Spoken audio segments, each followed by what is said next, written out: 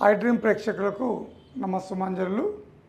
గత ఎపిసోడ్స్లో గత క్లాసుల్లో మనం బీ ఫార్మ్స్ అంటే ఏంటి, హ్యావ్ ఫార్మ్స్ అంటే ఏంటి, టెన్సెస్ అంటే డూ ఫార్మ్స్ అంటే ఏంటో డిస్కస్ చేసాం. ఇప్పుడు మనం ఒకసారి ఈ మోడల్స్లో కూడా గతాన్ని చెప్పేవి ఉంటాయి, ప్రస్తుతాన్ని చెప్పేవి ఉంటాయి, ఫ్యూచర్ని చెప్పేవి కూడా ఉంటాయి.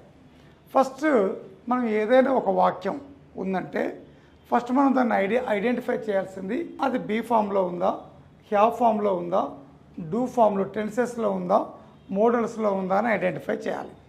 దాని తర్వాత అసలు ఆ వాక్యం పాస్ట్లో ఉందా, ప్రజెంట్లో ఉందా, ఫ్యూచర్లో ఉందా అని ఐడెంటిఫై చేయాలి. ఇంగ్లీష్లో వాక్యాలు ప్రధానంగా 6 రకాలుగా ఉంటాయి. అవి ఏంటంటే positive sentence, negative sentence, positive question, negative question, WH positive question, WH negative question అని ఉంటాయి. ఇప్పుడు పాజిటివ్ నేను కొన్ని రాస్తా, అంటే A2లో కొన్ని వాక్యాలు రాస్తాను. A2 అంటే present continuous tense. Present continuous టెన్స్లో కొన్ని ఎగ్జాంపుల్స్ రాస్తాను. నేను శాంతి అనే ఒక అమ్మాయి పేరు తీసుకుంటాను. Shanti is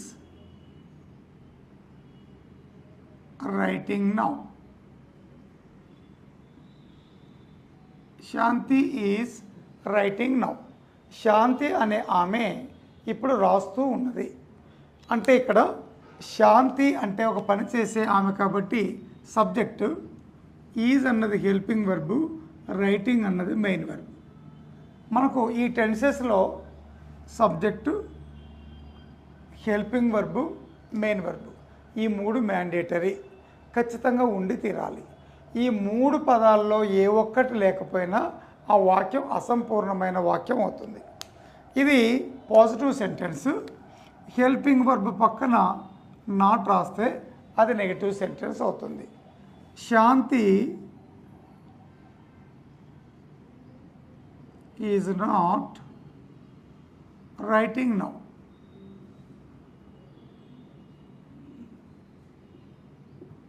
Shanti is not writing now. Shanti ఇప్పుడు రాస్తూ లేదు. శాంతి ఇప్పుడు రాస్తూ ఉన్నది పాజిటివ్ సెంటెన్స్. శాంతి ఇప్పుడు రాస్తూ లేదు అంటే ఆమె ఇప్పుడు రాయటం లేదు, ఇది నెగటివ్ సెంటెన్స్. మనం ఇంతకుముందు చెప్పుకున్నాం, ఇది పాజిటివ్ సెంటెన్స్, ఇది నెగటివ్ సెంటెన్స్. ఈ పాజిటివ్ సెంటెన్స్లో ఉన్న హెల్పింగ్ వర్బ్ ఈజ్ అన్నది వాక్యానికి ముందు వస్తే అది పాజిటివ్ క్వశ్చన్ అవుతుంది. ఇప్పుడు పాజిటివ్ క్వశ్చన్ రాస్తా. Is Shanti, is Shanti writing now. ఈ శాంతి రైటింగ్ నౌ. ఇది పాజిటివ్ క్వశ్చన్ కాబట్టి పాజిటివ్ సెంటెన్స్లో దీని దా చేస్తే చాలు. శాంతి ఇప్పుడు రాస్తూ ఉన్నదా? దానికి సమాధానం ఎస్ అయితే ఎస్ అని చెప్పి ఒకటో వాక్యం చెప్తాం. Yes Shanti is writing now అంటాం. అవునండి, శాంతి ఇప్పుడు రాస్తూ ఉన్నది. ఒకవేళ శాంతి రాయటం లేదనుకోండి, నో అని రెండో వాక్యం చెప్తాం. No Shanti is not writing now. కాదండి, శాంతి ఇప్పుడు రాస్తూ లేదు. ఈ నెగటివ్ సెంటెన్స్లో ఉన్న హెల్పింగ్ వర్బ్ ఈజ్ వాక్యానికి ముందు వస్తే అది నెగటివ్ క్వశ్చన్ అవుతుంది. పాజిటివ్ సెంటెన్స్లో ఉన్న హెల్పింగ్ వర్బ్ ఈజ్ వాక్యానికి ముందు వస్తే పాజిటివ్ క్వశ్చను. నెగటివ్ సెంటెన్స్లో ఉన్న హెల్పింగ్ వర్బ్ ఈజ్ వాక్యానికి ముందు వస్తే అది negative question. Is Shanti, is Shanti not, లేదా కాంట్రాక్ట్ ఫామ్లో isn't.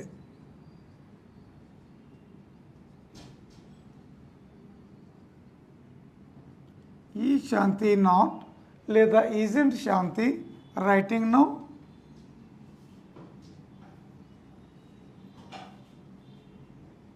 Isn't Shanti writing now. Shanti ఇప్పుడు రాస్తూ లేదా నెగిటివ్ దూని నెగిటివ్ సెంటెన్స్లో ఉన్న ఈ దూని చేస్తే చాలు. శాంతి ఇప్పుడు రాస్తూ లేదా, ఒకవేళ దీనికి ఆన్సర్ చెప్పాల్సి వస్తే ఎస్, అవునండి, శాంతి ఈజ్ నాట్ రైటింగ్ నౌ. అవును, శాంతి ఇప్పుడు రాస్తూ లేదు. ఒకవేళ రాస్తూ ఉందనుకోండి నో, కాదండి, శాంతి ఈజ్ రైటింగ్ నౌ. ఇప్పుడు ఇది పాజిటివ్ క్వశ్చను, మూడో వాక్యం పాజిటివ్ క్వశ్చను, ఆరో వాక్యం నెగిటివ్ క్వశ్చన్. మూడో వాక్యం పాజిటివ్ క్వశ్చను, ఆరో వాక్యం నెగిటివ్ క్వశ్చన్. ఈ పాజిటివ్ క్వశ్చన్కి ముందు WH పదాలు రాస్తే అది WH పాజిటివ్ క్వశ్చన్ అంటారు. నెగిటివ్ క్వశ్చన్కి ముందు WH పదాలు రాస్తే అది WH నెగిటివ్ క్వశ్చన్ అంటారు. సపోజ్ ఇప్పుడు నేను పాజిటివ్ క్వశ్చన్ రాస్తున్నా. ఈ శాంతి రైటింగ్ నౌ. ఈ శాంతి రైటింగ్ నౌ. మూడో వాక్యాన్ని నేను యాజ్ ఇట్ ఈజ్గా రాశాను. ఇప్పుడు ఏం చెప్పుకున్నాము? పాజిటివ్ క్వశ్చన్కి ముందు WH వర్డ్స్ రాస్తే WH పాజిటివ్ క్వశ్చన్స్ అవుతాయి. ఎలాగో చూద్దాం. 9వ వాక్యం why is Shanti writing now. Shanti ఇప్పుడు ఎందుకు రాస్తూ ఉన్నది?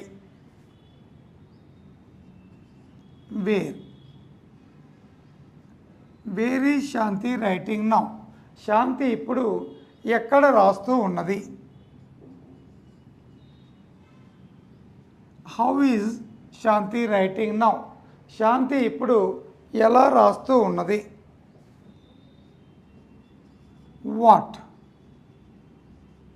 What is Shanti writing now. Shanti ఇప్పుడు ఏమి రాస్తూ ఉన్నది? తర్వాత ఎవరు రాస్తూ ఉన్నారు? ఎవరు అన్న పదం వచ్చినప్పుడు ఈ పదం పక్కన మనకు సబ్జెక్ట్ రాకూడదు కాబట్టి ఈ పాజిటివ్ సెంటెన్స్లో ఉన్న సబ్జెక్ట్ ప్లేస్లో హూ రాస్తే చాలు. Who is writing now. ఈ ఫుల్ స్టాప్ ప్లేస్లో క్వశ్చన్ మార్క్ రాస్తే సరిపోతుంది. Who is writing now. ఎవరు ఇప్పుడు రాస్తూ ఉన్నారు? తర్వాత నెగిటివ్ క్వశ్చన్కి ముందు వై అని రాసామనుకోండి, వై ఈజ్ లేదా why isn't. Why is Shanti not writing now లేదా why isn't Shanti writing now. Shanti ఇప్పుడు ఎందుకు రాస్తూ లేదు? మనకు ఇప్పుడు అందరికి ఈజీగా అర్థమైంది అనుకుంటున్నాను. పాజిటివ్ సెంటెన్స్, నెగిటివ్ సెంటెన్స్, మూడో వాక్యం పాజిటివ్ క్వశ్చను, తర్వాత ఈ నాలుగో వాక్యం negative question, WH positive question, WH negative question. ఇప్పుడు ఇలాగా మనకిక్కడ బీ ఫామ్లో వచ్చిన, హ్యావ్ ఫామ్లో వచ్చిన, టెన్సెస్లో వచ్చిన, మోడల్స్లో వచ్చిన ఫస్ట్ వాక్యాన్ని ఎలా ఐడెంటిఫై చేయాలంటే, ఫస్ట్ ఐడెంటిఫికేషన్ అది బీ ఫామ్లో ఉందా, హ్యావ్ ఫామ్లో ఉందా, టెన్సెస్లో ఉందా, మోడల్స్లో ఉందా ఐడెంటిఫై చేయాలి. రెండవది సెకండ్ ఐడెంటిఫికేషన్ అది పాస్ట్లో ఉందా, ప్రజెంట్లో ఉందా, ఫ్యూచర్లో ఉందా. తర్వాత థర్డ్ ఐడెంటిఫికేషన్ అది పాజిటివ్ సెంటెన్స్లో ఉందా, నెగటివ్ సెంటెన్స్లో ఉందా, పాజిటివ్ క్వశ్చన్లో ఉందా, నెగటివ్ క్వశ్చన్లో ఉందా, WH పాజిటివ్ క్వశ్చన్లో ఉందా, WH నెగటివ్ క్వశ్చన్లో ఉందా అని ఐడెంటిఫై చేస్తే చాలు. ఇంగ్లీష్ అంతా కూడా ఇందులోనే ఉంటుంది. మనం భవిష్యత్తులో నేర్చుకునే ఇంగ్లీష్ అంతా కూడా ఫస్ట్ మనం గుర్తించాల్సింది అది బీ ఫామ్లో ఉందా, అంటే ఉండటాన్ని డిస్కస్ చేస్తుందా, వాక్యం కలిగి ఉండటాన్ని గురించి డిస్కస్ చేస్తుందా, యాక్షన్ డిస్కస్ చేస్తుందా, మోడల్స్ని డిస్కస్ చేస్తుందా, స్పెషల్ వర్డ్స్ని డిస్కస్ చేస్తుందా అన్నది ఐడెంటిఫై చేయాలి. తర్వాత అది పాస్టా, ప్రజెంటా, ఫ్యూచరా అన్నది ఐడెంటిఫై చేయాలి. దాని తర్వాత ఈ 6 వాక్యాల్లో ఏ వాక్యంలో ఉంది.